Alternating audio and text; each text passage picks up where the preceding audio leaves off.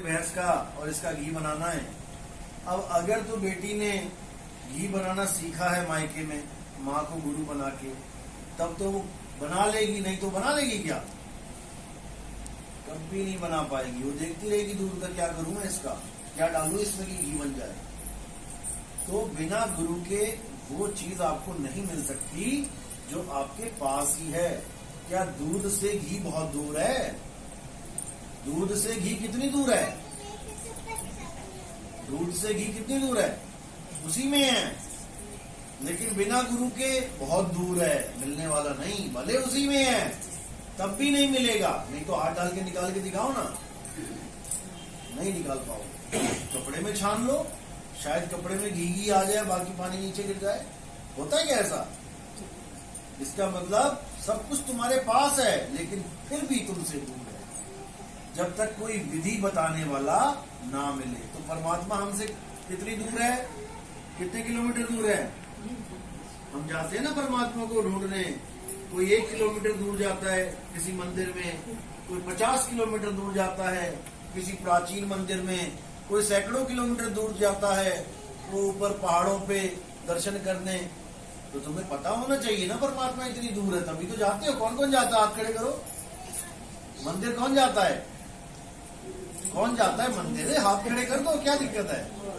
कर लो शर्माने के। जो हाथ खड़े कर रहे हैं इसका मतलब उनका परमात्मा बहुत दूर है, उनको कहीं जाना पड़ रहा है परमात्मा के पास।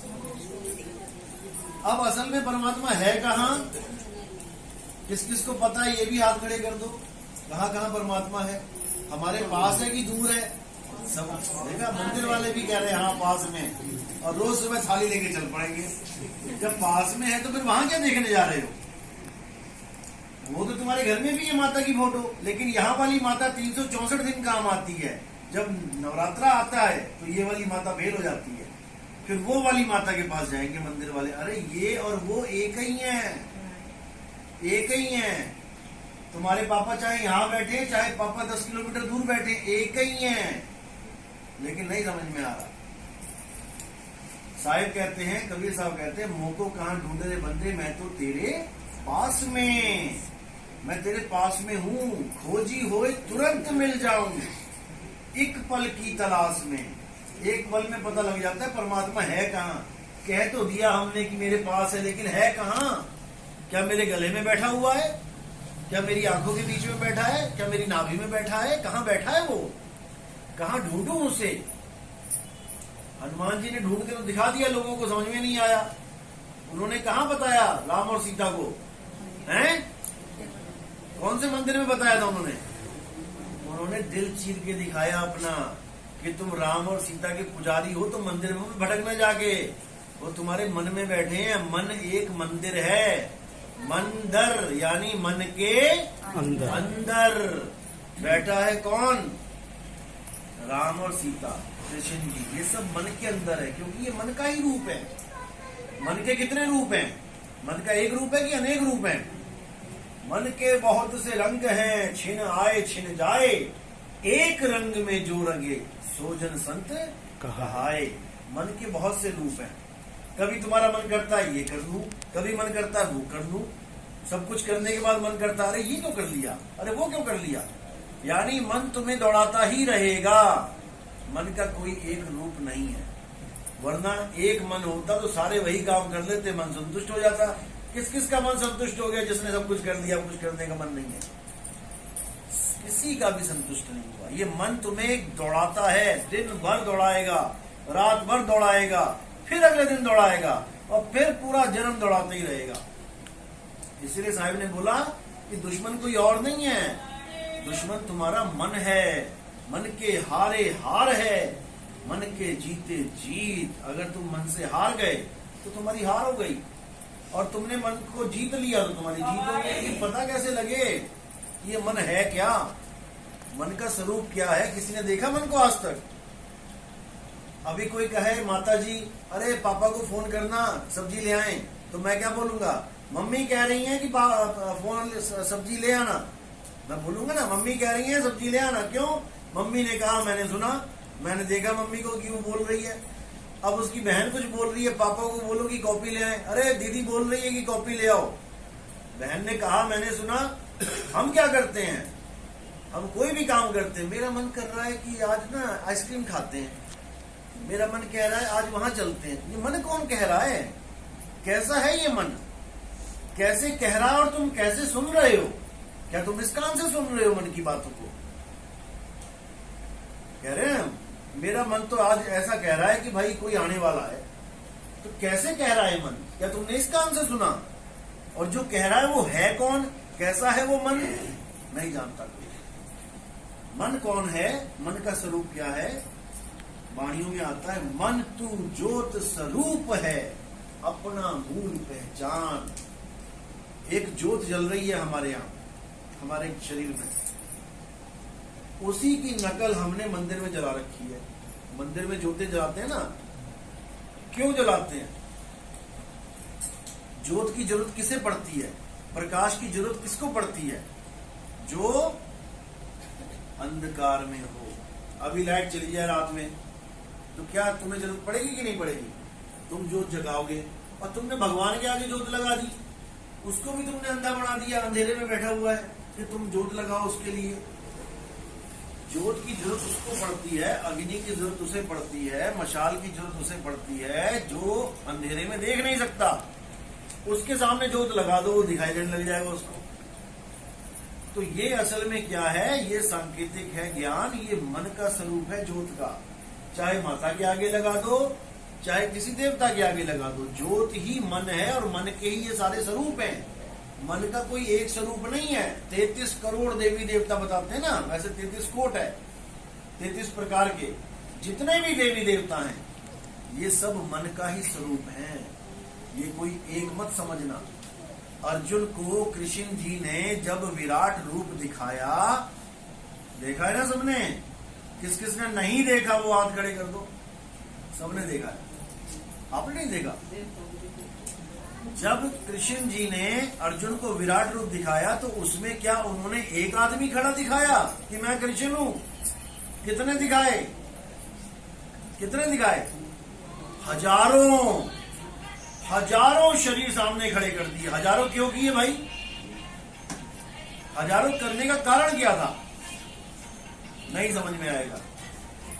हजारों इसलिए किए क्योंकि मेरा एक स्वरूप नहीं है कि तुम कहो कि केवल मैं देवकी का नंद लाला, ब्रज का ग्वाला, एक नहीं हूं मैं। उसी में ब्रह्मा विष्णु महेश भोले शंकर, उसी में सारे देवी देवता, उसी में ऋषि मुनि, उसी में दैत्य, उसी में बड़े बड़े राक्षस। और फिर क्या किया? सारे दिखा के बड़े बड़े मुंह खोलने लगे। मुंह खुले, देखा ना सबने? मुंह खुले, अंदर क्या गया? लहसुन प्याज अदरक क्या गया? आदमी गए। ये जितनी सेना में थे सारे उसके मुंह में जाने लगे। और वो क्या करने लगा? प्यार करने लगा उन्हें। क्या कर रहा था? चबा रहा था, चबा, इंसानों को चबा रहा था। तब अर्जुन बहुत खुश हुआ देख के, उसकी गिग्गी बन गई, ऐसे ऐसे कांप रहा है। अरे बाप रे, ये कौन आ गया जो साबुत बंदी निकल रहा है? वो भी एक आधा नहीं, सारे संसार के। अभी कोई एक ऐसा बंदा आ जाए गली में जो आदमी को खाता हो और खा रहा हो कहीं कोने में बैठ के, तुम्हारा क्या हाल होगा? क्या हाल होगा तुम्हारा? तुम्हारी हालत खराब होगी। ये कौन आ गया आदमी खाता है? लेकिन उसकी पूजा हो रही है। वो बता रहा है मैं आदमी खाता हूं, दिखा रहा है, लेकिन हम उसे परमात्मा मान बैठे हैं। और उसको मानने वाले जो उनके भगत हैं, वो लहसुन प्याज नहीं खाते। वो कहते हैं हम तमोगुणी भोजन नहीं करते। और वो कौन सा भोजन कर रहे हैं? तो इसी को समझना है। कबीर साहब कहते हैं जो भक्षक तहां ध्यान लगाई, और जो रक्षक वहां चीन न पाई।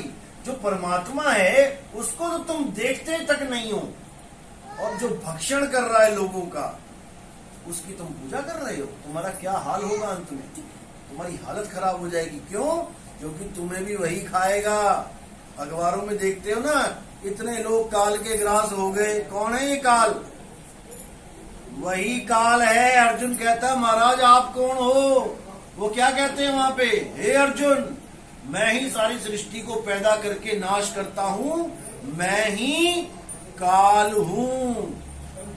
गीता पढ़ो अध्याय 11 32वां श्लोक पढ़ो। गीता पढ़ो अध्याय 11 32वां श्लोक पढ़ो। उसको क्या बोल रहे हैं, मैं ही काल हूं और सारी दुनिया को मैं ही खाता हूं। तो उसने कहा महाराज हमारे सामने जो सेना खड़ी है जो असत्य के साथ है, अरे तुम उसको खाओ ना, तुम तो हमारे भी सारे योद्धा चट किए जा रहे हो।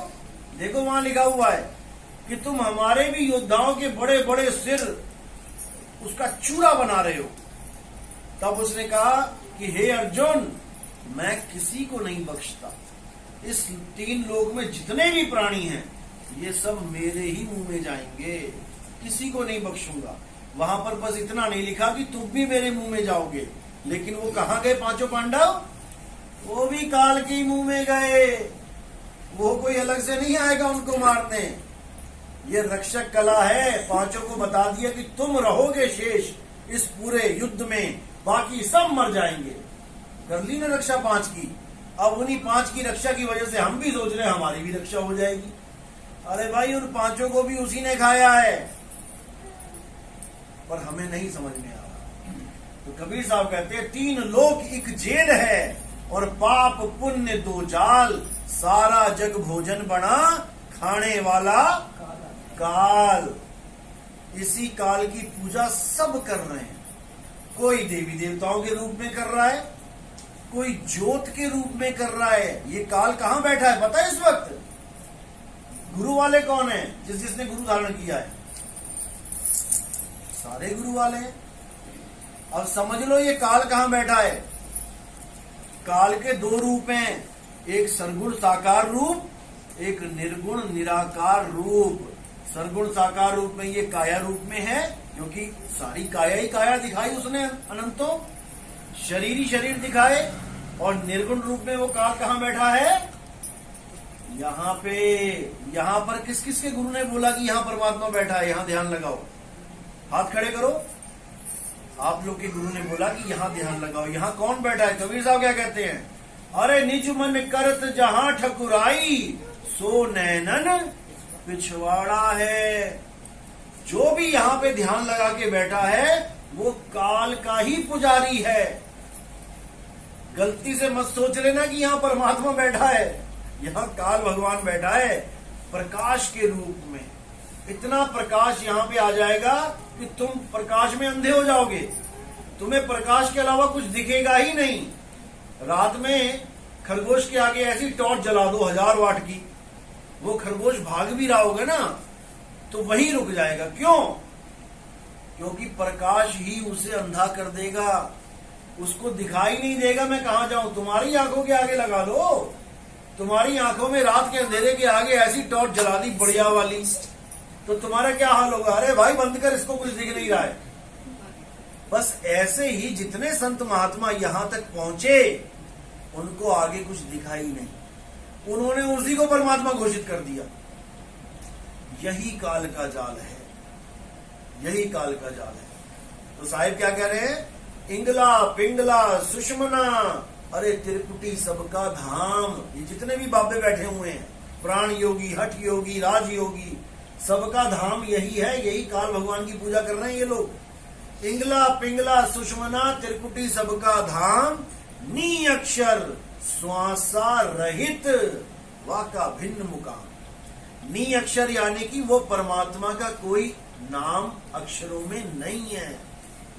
वो अक्षर नहीं, वो नी अक्षर है, यानी अक्षरों में आता ही नहीं वो।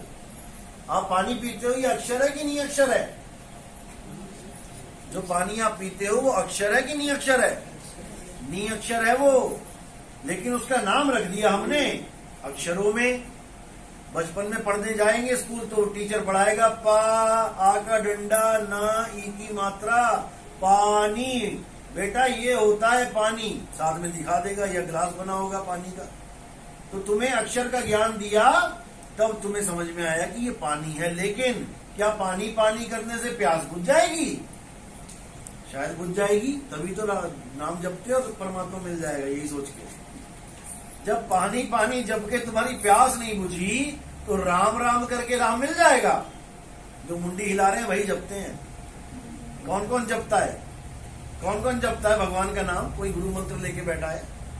जपने वाला नाम किस किस के गुरु ने दिया है कि सुबह शाम जपो इसको बढ़िया? आप खड़े करो। नहीं करोगे कोई बात नहीं, मन में कर दो। जो जो मन में हाथ खड़े करके बैठे हैं वो समझ लो कि उनका जीवन बर्बाद होने वाला है। कबीर साहब कहते हैं, मुंह को कहां ढूंढे रे बंदे, मैं तो तेरे पास में, ना मैं जप में, ना मैं तप में, ना मैं व्रत उपवास में, ना मैं जप में। अगर कोई भगवान का नाम जप रहा है, भूल जाना कि उसको भगवान मिलने वाला है। उसको आदमी से बना दिया गया तोता। उसके गुरु ने आदमी की जगह तोता बना दिया उसे। तोता क्या करता पूरा दिन? राम राम राम राम यही करता रहेगा। तो यानी उसकी मुक्ति हो जाएगी? तुमसे ज्यादा बार जप लेगा वो? नहीं होगी, क्योंकि तुमने राम का नाम जपा है, राम को जाना नहीं है कि राम है क्या। असल में राम कौन है? असल में राम कौन है? अजर अमर अविनाशी। और वो कहां रहता है? उसका स्थान क्या है? क्या वो इस शरीर में रहता है? कौन कौन सोचता है कि भगवान हमारे शरीर के अंदर रहता है? आप खड़े करो। खून अंदर ही रहे हैं सारे, लेकिन हाथ नहीं खड़े करेंगे। अगर परमात्मा हमारे शरीर के अंदर रहता हो और हम भी शरीर के अंदर रहते हैं, तो अगर हमारी गाड़ी टेढ़ी जाए तो परमात्मा उसको सीधी कर दे। यानी मैं कोई गलत काम करने चलूं तो परमात्मा मेरे हाथों से गलत काम होने ही ना दे। लेकिन क्या रोकता है वो? जहां तुम गाड़ी मोड़ना चाहते हो वही मुड़ जाती है। समझ रहे हो बात को? जितने भी गलत काम हम कर रहे हैं, अगर परमात्मा अंदर होता तो क्या वो होने देता? एक बंदा गाड़ी सीख रहा है चलाना, बता देता हूं। जो गाड़ी सिखाने वाले होते हैं उनकी गाड़ी में 2 ब्रेक्स होते हैं। एक तो जो सीख रहा है उसके पैर के नीचे है, जो स्टीयरिंग पे बैठा है। एक जो साथ में बैठा है टीचर, एक ब्रेक उसके पैर में होती है। वरना पता लगा टीचर रोज ही हॉस्पिटल पहुंचा हुआ है, सीखने वाला कहां ले जाके ठोक दे उसको क्या पता। तो उसने भी ब्रेक लगा रखी होती है अपनी। वो बच्चे से ब्रेक अगर नहीं भी लगती है तो वो बैठा हुआ ब्रेक लगाने के लिए, वो उसकी गाड़ी को इधर उधर नहीं जाने देगा, रोक लेगा।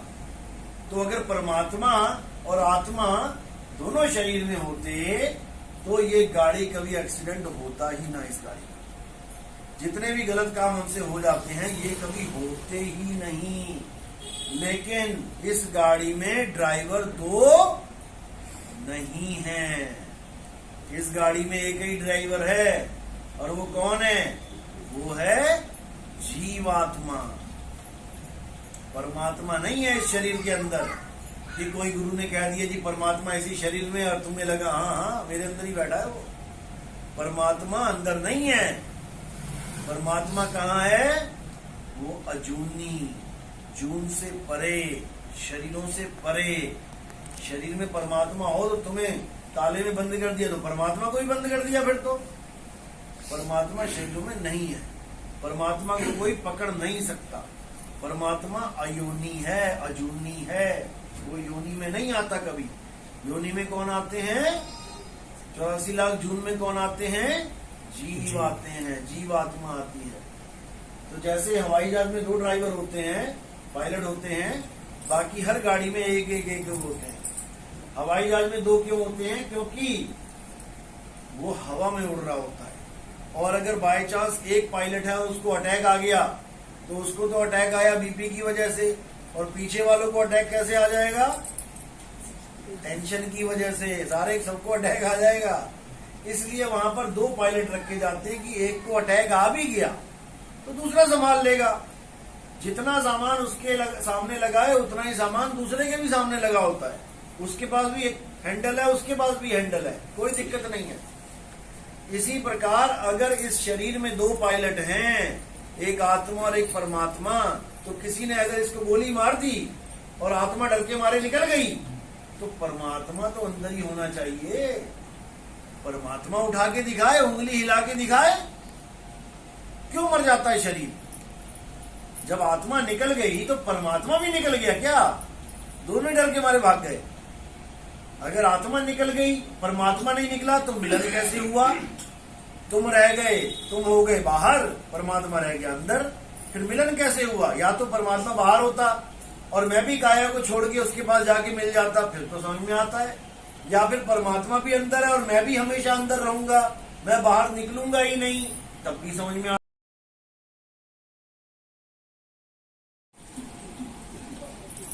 कृष्ण जी को आदमी कौन कौन मानता है? हाथ खड़ा करो कि वो आदमी की तरह है। सारे ही मानते हैं, मुझे पता है, मत करो, सब पता है।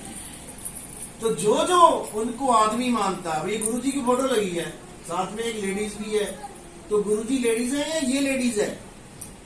गुरुजी जेंट्स है या ये लेडीज है? कौन कौन है? गुरुजी जेंट्स है कि लेडीज है? कपड़े हैं। लेडीज और जेंट्स दो कपड़े होते हैं। आप पजामी लेने जाओ, वो पूछेगा हाँ जी पजामा चाहिए, हाँ जी लेडीज चाहिए कि जेंट्स? समझ रहे हो? आप लेने जाओ कोटी देना जी, हाँ जी लेडीज चाहिए या जेंट्स? पहला सवाल ही होता है। शर्ट दिखाना जी, हाँ जी लेडीज चाहिए या जेंट्स? ये कपड़े हैं, लेडीज और जेंट्स कपड़े हैं। पहनने वाला कौन है? आत्मा। तो आप क्या हो, लेडीज या जेंट्स? अच्छा, सच में आप क्या हो, लेडीज हो या जेंट्स हो? आदमी हो या औरत हो? कुछ भी नहीं हो दोनों में से। और जब तक आप अपने आप को लेडीज और जेंट्स मानते रहोगे, आपको ये लेडीज और जेंट्स के कपड़े मिलते रहेंगे। ये कपड़े कहां से लाते हो तुम लोग? कहां मिलते हैं कपड़े? मार्केट में, गारमेंट्स की दुकान पे। और ये वाला कपड़ा कहां मिलता है? लेडीज और जेंट्स वाला कहां मिलता है? कहां? माँ के गर्भ में। माँ के गर्भ से पहन के आती तुम एकदम टाइट होके, मैं तो लेडीज हूं, मैं तो जेंट्स हूं। जब लेडीज आती है तो हाय एक और आ गई, और जहां जेंट्स सूट पैंट पहन के आ गए, तालियां थालियां बजाओ। केवल इतना सा फर्क है लेडीज और जेंट्स का कि कैसे कपड़े पहन के तुम शोरूम में से निकले। बस इतना सा फर्क है, इससे ज्यादा कुछ नहीं है। लेकिन किसी को समझ में नहीं आ रहा। वो खुद को भी लेडीज मान रही है अपनी, राधा राधा राधा, राधा को भी लेडीज मान रही है। वो खुद को भी जेंट्स मान रहा है, जय भोले। वो भगवान शंकर को भी जेंट्स मान के बैठ गया। ना हम लेडीज जेंट्स हैं, ना राम कृष्ण हनुमान सीता राधा लेडीज जेंट्स हैं। हे अर्जुन, जो मुझे तत्व रूप में नहीं जानता, जो मुझे अजन्मा करके नहीं जानता, वो 1,84 में जाता है, वो मुझे कभी प्राप्त ही नहीं कर सकता। बिल्कुल क्लियर लिखा है, अजन्मा यानी जो कभी जन्म ही नहीं लेता। कौन जन्म नहीं लेता? आत्मा। हे